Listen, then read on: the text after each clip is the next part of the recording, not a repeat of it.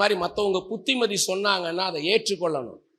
நீதிமொழிகள் 12ஆம் அதிகாரம் 1வது வசனம். நீதிமொழிகள் 12:1.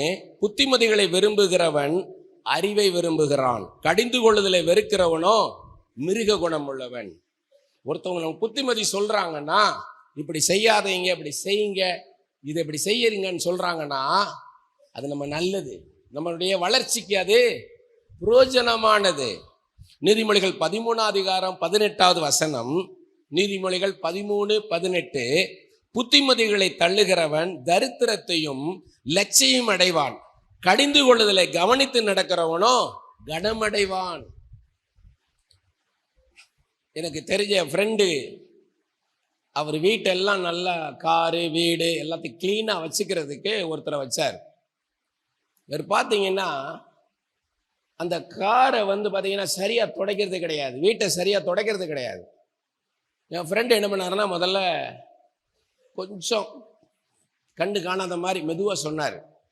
நல்லா ஏதாவது இவருக்கு ஏதாவது தெரியாமல் விட்டுட்டாருன்ற மாதிரி, கேர்லெஸ்ஸாக இருந்துட்டார், கவனக்குறைவாக இருந்துட்டாருன்ற மாதிரி, இந்த காரெலாம் நல்லா வெளியே எல்லாம் உள்ளெல்லாம் நல்லா க்ளீன் பண்ணி வச்சுருங்க, வீட்டெல்லாம் நல்லா அந்த ஜன்னல்லாம் நல்லா க்ளீன் பண்ணி வச்சுருங்க, அந்த டீப்பாய் கீழெல்லாம் பாருங்கள், இதெல்லாம் க்ளீன் பண்ணி வச்சுருங்க. அடுத்த நாள் அவர் வேலைக்கு வரதே நிப்பாட்டிட்டார். ஏன்? இந்த புத்திமதி எனக்கு என்ன இருக்குது, அவருக்கு பிடிக்கலை. ஒருத்தவங்க நம்மளை சொல்கிறாங்க, கரெக்ட் பண்ணுறாங்கன்னா நம்ம கரெக்ட் பண்ணிக்கிடணும். நமக்கு நல்லது சொல்கிறாங்க, அதை ஏற்றுக்கொள்ளணும், அதை ஏற்றுக்கொள்ளாமல் இருக்கக்கூடாது. ஞானம் உள்ளவன் என்ன பண்ணுவாங்கன்னா, ஞானம் இருக்கவங்க வளரணும்னு நினைக்கிறவங்க மற்றவங்க சொல்கிற அட்வைஸை புத்திமதியை கேட்பாங்க, கேட்கணும். நம்ம மற்றவங்க சொல்கிறாங்களா, இதை இப்படி பண்ணாதீங்க, இதை கரெக்ட் பண்ணிக்கோங்கன்றாங்களா, அதை கேட்கணும். இப்படி ட்ரெஸ் பண்ணாதீங்க, இப்படி பண்ணது நல்லா இல்லை, இந்த மாதிரி பேசாதீங்க, இந்த மாதிரி நடக்காதீங்க, அது நல்லா இல்லை அப்படின்னாங்கன்னா நம்ம நல்லதுக்காக சொல்றாங்க, அதை ஏற்றுக்கொள்ளணும். நீதிமொழிகள் 9ஆம் அதிகாரம் 7, 8, 9 வசனங்கள். பரியாசக்காரனை கண்டிக்கிறவன் லட்சியம் அடைகிறான். மற்றவங்களை குறை சொல்லிட்டே இருக்கிறவங்கள்ட்ட போய் நீங்க புத்திமதி சொன்னீங்கன்னா அவன் கேட்க மாட்டான். துன்மார்க்கனை கண்டிக்கிறவன் தன்னை கரப்படுத்திக் கொள்ளுகிறான். எப்பயுமே அவன் பாவம் செய்யறவன்ட்ட போய் நீங்க புத்திமதி சொன்னீங்கன்னா அவன் கேட்க மாட்டான், நீங்க தான் பைத்தியக்காரன் மாதிரி தெரிஞ்சுவீங்க. பரியாசக்காரனை கடிந்து கொள்ளாதே, அவன் உன்னை பகைப்பான். ஞானம் உள்ளவனை கடிந்து கொள், அவன் உன்னை நேசிப்பான். ஞானம் உள்ளவன்ட்டு தான் என்ன பண்ணணும், நீங்க பேசணும். யாரு ஞானமா இருக்காங்களோ அவங்கள்ட்ட போய் நீங்க இப்படி செஞ்சது தப்புங்கன்னீங்கன்னா ஏற்றுக்கொள்வான். இன்னைக்கு நீங்க செய்தது தவறுனீங்கன்னா ஏற்றுக்கொள்வான். ஞானம் உள்ளவனுக்கு போதகம் பண்ணு, அவன் ஞானத்தில் தேறுவான். நீதிமானுக்கு உபதேசம் பண்ணு, அவன் அறிவில் விருத்தி அடைவான். ஞானமா இருக்கிறவங்களுக்கு தான் நம்ம அட்வைஸ் பண்ணணும், புத்திமதி சொல்லணும். எல்லாருக்கும் அட்வைஸ் சொல்லக்கூடாது. அட்வைஸ் பண்றது யாருக்கும் பிடிக்காது. சின்ன பசங்கிட்ட அட்வைஸ் பண்ணும்போதும் நீங்க பார்த்து பண்ணணும். நல்ல மூடு இருக்கும்போது உங்க பிள்ளையாவே இருந்தாலும், மகனே மகளே நான் ஒரு காரியம் சொல்லுவேன், நீ தப்பா எடுத்துக்கூடாது, உன் நல்லதுக்கு சொல்றேன்னு சொல்லி அந்த இறுதியத்துக்கேற்ற அந்த சமயத்துக்கேற்ற வார்த்தையை சொல்றது வெள்ளித்தட்டில் வைக்கப்பட்ட பொற்பழங்களுக்கு சமானம். எந்த நேரம் பேசணுமோ அந்த நேரம் பிள்ளைகள்கிட்ட பேசணும். பிள்ளைகளை ஒரு நாள் நெகட்டிவா பேசக்கூடாது. உனக்கு இது வராது, உனக்கு இது வராது, உனக்கு கணக்கு வராது, உனக்கு மேக்ஸ் வராது, உனக்கு சயின்ஸ் வராது, உனக்கு இங்கிலீஷ் வராதுன்னு சொல்லக்கூடாது. நன்மையும் ஜீவனும் நானா இருக்கு, மரணமும் ஜீவனும் நாவின் அதிகாரத்தில் இருக்க. நீதிமொழிகள் 18:21. நீங்க சொல்றது அப்படியே பலிக்கும். நீ நன்றாக இருப்பாய்ன்னு சொல்லுங்க பிள்ளைகளை பார்த்து. நீ நல்லா இருப்ப, உனக்கு மேக்ஸ் வரும், ஆண்டவர் உன்னை மேக்ஸ் செய்ய வைப்பார், நீ நல்லா இங்கிலீஷ்ல பேசுவேன்னு சொல்லுங்க, அது அப்படியே நடக்கும். ஒரு நாளும் அவிசுவாசமா நெகட்டிவா பேசாதீங்க. பிள்ளைகளை ஒரு நாள் நெகட்டிவா பேசாதீங்க. உங்க கோபத்தை அடக்குங்க. உங்க கோபத்தை பிள்ளைகள் மேல ஒரு நாளும் காமிக்காதீங்க. நீதிமொழிகள் 19ஆம் அதிகாரம் 20வது வசனம். உன் அந்திய காலத்தில் ஞானமுள்ளவனா இருக்கும்படி ஆலோசனை கேட்டு புத்திமதியை ஏற்றுக்கொள். பின்னால உங்களுக்கு நல்லதுக்கு தான் இப்பவே உங்களுக்கு புத்திமதி சொல்றாங்க, அதன்படி நடந்தீங்கன்னா பின்னாடி நல்லா இருப்பீங்க நீங்க. ஆமென். பிரசன்ட்டுக்காக மாத்திரமல்ல, உங்க ஃபியூச்சருக்காக சொல்றாங்கன்னு நீங்க பார்க்கணும். நீதிமொழிகள் 23ஆம் அதிகாரம் 12வது வசனம். உன் இருதயத்தை புத்திமதிக்கும், உன் செவிகளை அறிவின் வார்த்தைகளுக்கும் சாய்ப்பாயாக கேளு, மற்றவங்க சொல்ற அட்வைஸை கேளுன்றார்.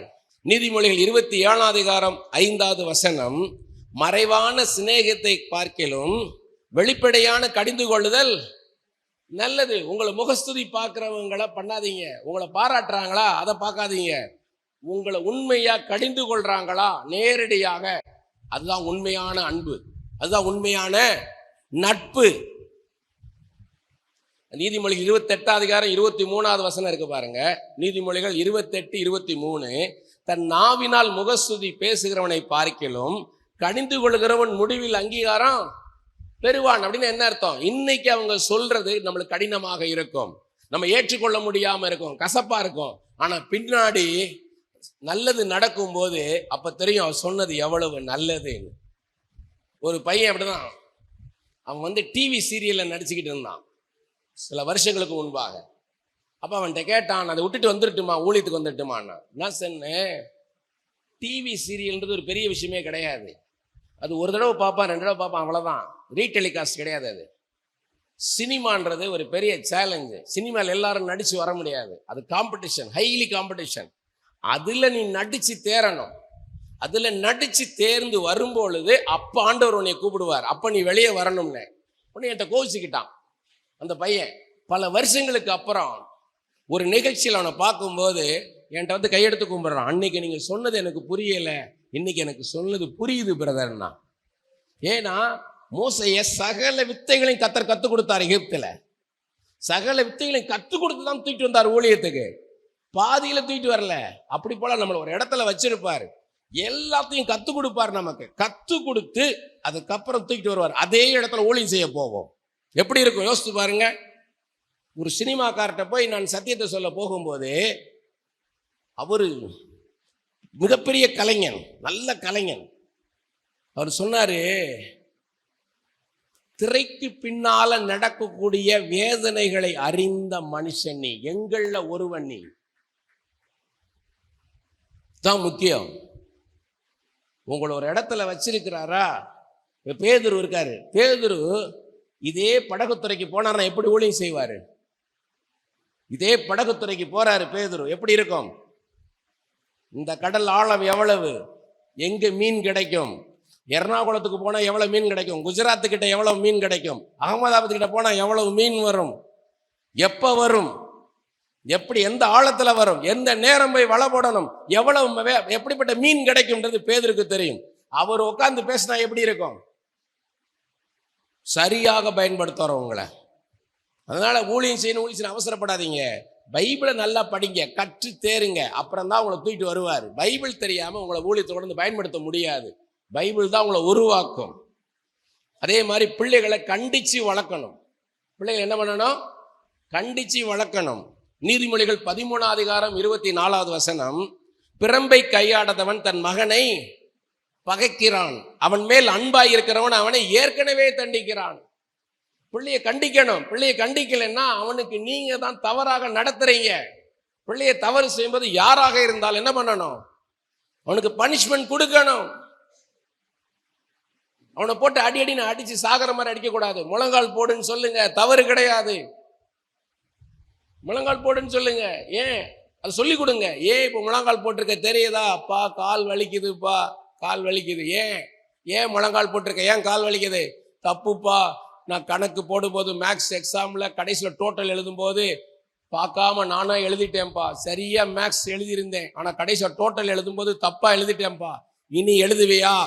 இனி எழுத மாட்டேன்ப்பா. நான் இப்ப ஏன் முழங்கால் போட்டிருக்கேன், மீண்டும் நான் அந்த தப்பு பண்ணக்கூடாதுப்பா. அடுத்தவன் எக்ஸாம் எழுதும்போது அந்த பையனுக்கு ஞாபகம் வரும், டோட்டல் எழுதும் போது ஐயோ அப்பா கேட்பாரு, முழங்கால் போட சொல்லுவாருன்னு ரியலைஸ் பண்ணணும். அதுக்கு பனிஷ் பண்ணணும். பாருங்க, நீதிமொழிகள் 22:15 பிள்ளையின் நெஞ்சில் மதியினம் ஒட்டி இருக்கும், அதை தண்டனையின் பெரும்பு அவனை விட்டு அகற்றும். மதியினமா நடப்பாங்க, ஃபூலிஷா நடப்பாங்க. அப்ப நீங்க என்ன பண்ணணும்? அவனுக்கு பிள்ளைகளை கண்டிக்கணும். கண்டிக்காம வளர்க்க கூடாது.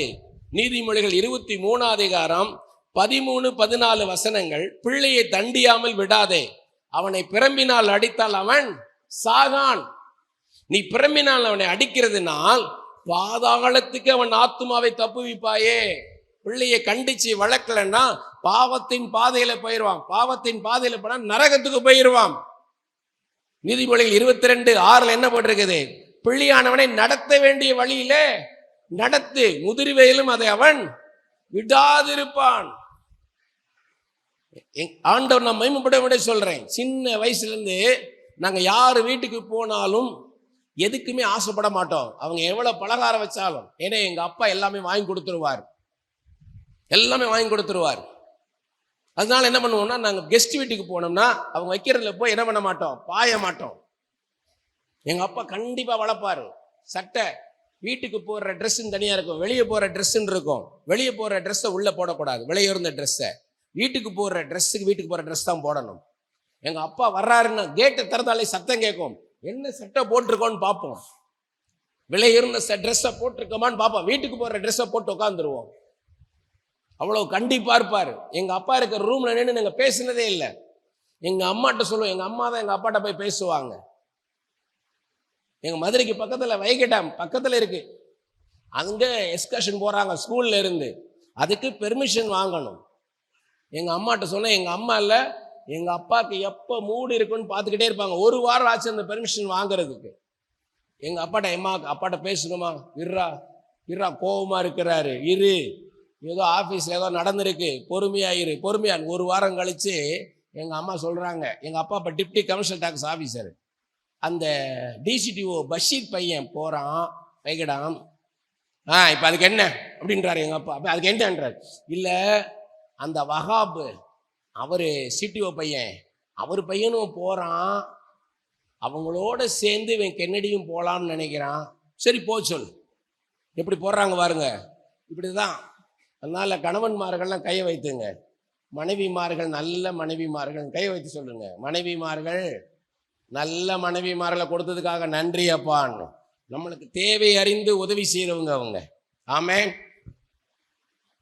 பிரசங்கி 10:1 செத்த ஈக்கள் தைலக்காரனுடைய பரிமள தைலத்தை நாரி கெட்டு போக பண்ணும், ஞானத்திலும் கணத்திலும் பேர் பெற்றவனை சொற்ப மதியினும் கெட்டு போக பண்ணும்.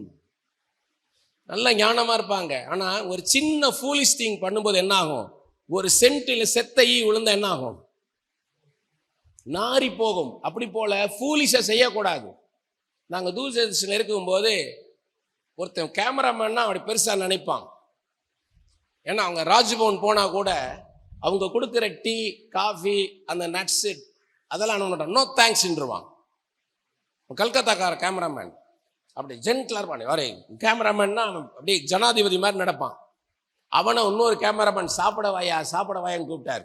உடனே இவன் பெருமை எங்கள்கிட்ட வந்து, he's inviting me for the டின்னர்ன்றான். எங்கள்கிட்ட பெருமையா என்னை சாப்பிட கூப்பிடுறாரு, அவருடைய இரவு நேர விருந்துக்கு என்னை கூப்பிடுறாருன்னா ரொம்ப பெருமையா எல்லாத்தையும் சொல்றான். தூதர்ஷன் எல்லாத்தையும் சொல்லிட்டு போனான். போயிட்டு ஒரு மணி நேரம் கழிச்சு அழுகுறான். என்னடா அழுகுறேன்னா, இவனை கூட்டு போய் உட்கார வச்சிருக்காங்க, நல்ல இலையெல்லாம் போட்டு. அவர் குஜராத்துக்காரரு, குஜராத்தில் நல்லா பண்ணுவாங்க, எல்லாம் வச்சிருக்கிறாரு, எல்லா ஐட்டமும் வரிசையா வச்சு எல்லாம் வச்சு இவன் சாப்பாடு எடுத்து வைக்கும் போது, நான் டைரக்டரை கூப்பிட்டுருந்தேன், அவர் வர முடியல, அதான் உன்னைய கூப்பிட்டேன்ட்டார். தப்பா பேசிட்டோனோ?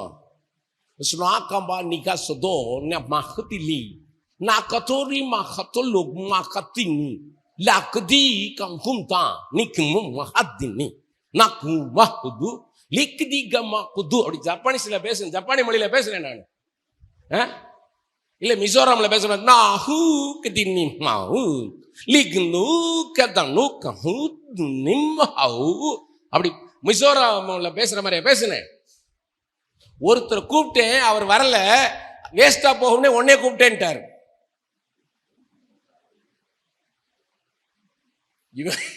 இவ்வளவு சீப்பாவ போயிட்டேன் அவனுக்கு. அதோ அது மாதிரி சொற்ப மதியினம் என்ன பண்ணும். சில பேர் பார்த்தீங்கன்னா தங்கள் பார்வைக்கே ஞானிகளா இருப்பாங்க. அது ஏசாயா 5:21 இருக்குது, நீதிமொழிகள் 26:12 இருக்குது, ரோமர் 12:16 இருக்குது. தங்களையே புத்திமான்கள், தங்களையே ஞானிகள் நினைப்பாங்க. நான் கார் வச்சா இந்த கார் தான் வாங்குவேன், நான் பைக் வாங்கணும் இந்த பைக் தான் வாங்குவேன், நான் சட்டை வாங்கணும் இந்த சட்டை தான் வாங்குவேன்வான். ஒரு நாள் பார்த்தீங்கன்னா சாக்கடையில் விழுந்து கிடப்பான். அப்போ அவன் பைக்கும் காப்பாற்றலை, அவன் சட்டையும் காப்பாத்தல, ஐயா ஐயான்னு கேட்டு சாக்கடையில். அப்ப யாராவது போனா கை கொடுத்தா, நீ கை கொடுக்காது. ஓ நோ, நீ என்ன படிச்சிருக்க? எம்ஏவா படிச்சிருக்க? பிஹெச்டி படிச்சவங்க இருக்காங்களா, எம்பிஏ டாக்டரா படிச்சிருக்க, நீங்க கை கொடுங்க நான் கேட்பான். சாக்கடைக்குள்ள விழுந்தவன் ஐயோ அம்மா அம்மா அம்மா ஆத்தான்வான். அதனால இந்த பாலிசி வச்சிருக்கவங்களை எல்லாம் என்ன பண்ணக்கூடாது, தங்கள் பார்வைக்கு தங்களே ஞானிகளா இருக்கவே மூடன். அதே மாதிரி முதியோரின் ஞானத்தை ஒரு நாள் அசட்டை பண்ணக்கூடாது. நீதிமொழிகள் 20:29, யோபு 12:12, இதுல எல்லாம் பார்த்தீங்கன்னா முதியோரின் ஞானம். வாலிபரின் அலங்காரம் அவர்கள் பராக்கிரமம், முதிர்வதைகள் மகிமை அவர்கள் நரை.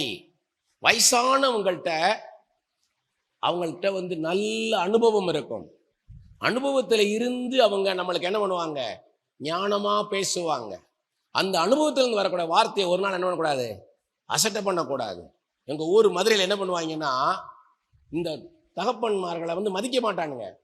இந்த பையங்களை டேய் பெருசு என்ன சொல்லுதுன்னு. யாரு பெருசு, யாரு பெருசு? தகப்பனை. இன்னும் பெருசு என்னமோ ரொம்ப பண்ணுது, பெருசு என்னமோ வண்டி எடுக்கக்கூடாதுன்னு சொல்லுது, கார் சாவியெல்லாம் எடுத்து வச்சுக்கிச்சான். இன்னும் அது என்ன பெருசு என்ன பண்ணுதுன்னு. யாரு? அப்பாவை. அவர் செத்து போய்வார் ஒரு நாளைக்கு. செத்து போனோன்னு இல்லை, அப்பா போயிட்டீங்களே, அப்பா போயிட்டீங்களே. டேய் அப்பாவுக்கு அந்த கருப்பு சூட்டுருக்கு அதான்டா பிடிக்கும்.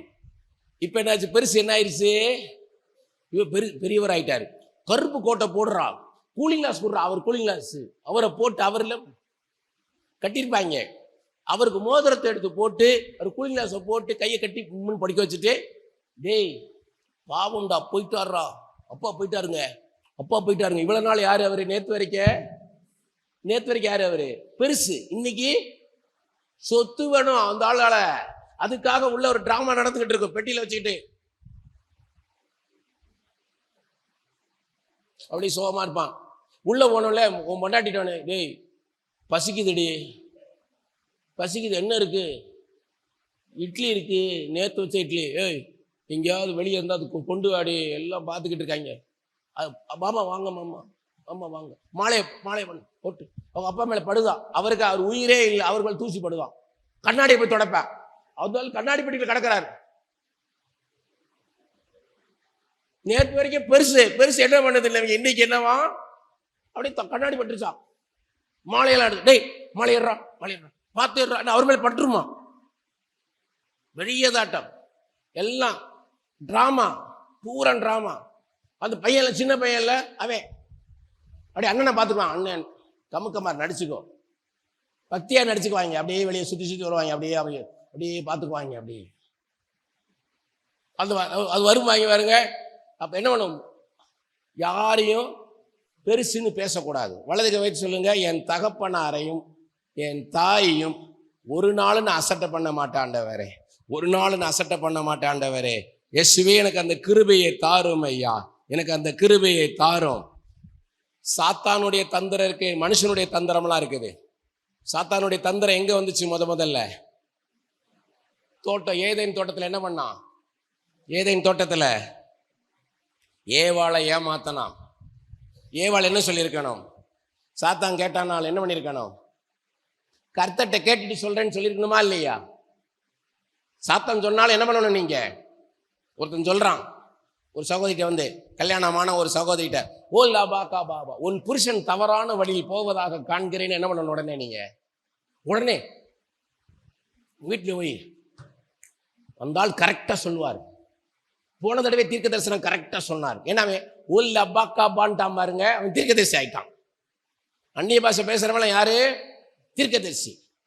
அவன் பாவம், அவன் வந்ததுக்கு என்ன பண்றான்? ஏதோ சொல்லணுமேக்கா, ஓல் அப்பா கா பாபா. இந்த பிள்ளை அழுதுகிட்டு இருக்கும், உடனே பார்த்துருவான், உன் புருஷன் நல்லா கடினமா நடக்கிறான் போலன்ட்டு. உன் புருஷன் தவறான வழியில் போகிறா கண்ணே, உன் கட்டில் 2 உடைஞ்சிருக்கதை பார்க்கிறேன்றான். அவ்வளவுதான். உண்மையாவே அங்க கட்டில் 2 உடைஞ்சு போயிடும். அது யாரு? அவ எவாவான்னு எவன் சொன்னாலும் சரி, ஆண்டவர் நான் எப்படி சொல்றேன், யார் சொன்னாலும் நீங்க தான் சாட்சி உங்க புருஷனுக்கு. உங்களோட ஒரு பெரிய சாட்சி வேற யாரும் கிடையாது. யாரு சொன்னாலும் என்ன பண்ணணும்? நீங்க சாத்தான் சொன்னாலும் கர்த்தர்ட்ட கேளுங்க, ஆண்டவரே இது நீர் பேசுகிறீரா, இந்த மனுஷன் பேசுகிறானா இல்ல சாத்தான் பேசுகிறானான்னு கேளுங்க. சாத்தானின் தந்திரங்கள் நமக்கு அறியாதது அல்லவே என்றார். எசேக்கியேல் சொல்றாரு 28:3, தானியேல்கிட்ட பார்த்து சொல்றாரு, சாத்தான் எவ்வளவு ஞானம் உள்ளவன் என்பதை நீ அறிவாய் தானியேல். அவனை ஹேண்டில் பண்ண உன்னாலதான் முடியும், உனக்கு தான் அந்த ஞானத்தை கொடுத்திருக்கிறேன்றார். தமிழ் பைபிள்ல அது வேற மாதிரி இருக்கு. தானியேலை காட்டிலும் சாத்தான் ஞானம் உள்ளவன் இருக்கு, அது தவறாக இருக்குது. You know how much he is wise that Satan அப்படின்னு இருக்குது இங்கிலீஷ்ல. உனக்கு தெரியும் தானியேல், சாத்தான் எவ்வளவு தந்திரமானவன். அதனால சாத்தானுடைய தந்திரத்தை புரிஞ்சு கொள்ளணும். முக்கியமா ஸ்திரீகள், பிரிவினை உண்டாக்க வரமாட்டார் கர்த்தர். எவ்வளவு கஷ்டம் வந்தாலும் சேர்ந்து இருந்தா சொல்லுவார், பிரிந்து போன்னு சொல்ல மாட்டார் கர்த்தர். சேர்ந்துரு, அன்பாயிரு, நேசி, உன்னை அடிக்கிறவனை நேசி, உனக்கு துரோகம் பண்றவனை நேசின்னு தான் சொல்லுவார் ஆண்டவர். நீ காத்துரு, உன் புருஷனை கொண்டாந்து உனக்கு கொடுப்பேன்னு தான் சொல்லுவார் ஒழிய உன் புருஷனை விட்டுட்டு போன்னு சொல்ல மாட்டார். வேறு ஒரு திருமணம் செய்து கொள்ள ஆண்டவர் ஒரு நாள் சொல்ல மாட்டார். சாத்தானுடைய தந்திரத்தை தெரிஞ்சுக்கணும், மனுஷனுடைய தந்திரத்தை தெரிந்து கொள்ளணும். நிறைய பேர் என்ன பண்ணுவாங்கன்னா, அப்படியே இந்த சுத்தி வருவானுங்க, சுத்தி சபையை சுத்தி வருவானுங்க. யார் எந்த ஸ்திரீகள் அப்படியே கண்ணில் கண்ணீரோட இயேசுவே அப்பான்றாங்களோ புரிஞ்சுக்குவான், இது சரியான ஆள். இது ஏமாத்தலான்னு என்ன பண்ணுவானுங்கன்னா, 2 நாள் ஸ்தோத்திர சிஸ்டர், பிரைஸ் லார்ட் சிஸ்டர்ன்னுவான். 4வது நாள் என்ன பண்ணுவான்னா, ஒரு டீ சாப்பிடலாமான்னுவான். எதிர்த்தாப்புல ஹோட்டலில் உட்கார்ந்த உடனே, உங்களை வச்சு ஒரு தரிசனம் பார்த்தேன்னுவான், சொப்பனம் பார்த்தேன், நீங்கள் போட்டிருக்க நெக்லஸை எனக்கு கழட்டி கொடுக்குற மாதிரி பார்த்தேன்னுவான். ஒன்றே இல்லை, இவங்க அப்பவே கழட்டிக்கிட்டு இருப்பாங்க, கழட்ட முடியாத கழட்டி அப்பவே கொடுப்பாங்க. இதெல்லாம் நடக்குது. இந்த தந்திரத்துக்கெல்லாம் என்ன பண்ணணும்? ஞானமா இருக்கணும். ஞானமா இருந்து தந்திரத்தை மேற்கொள்ளணும்.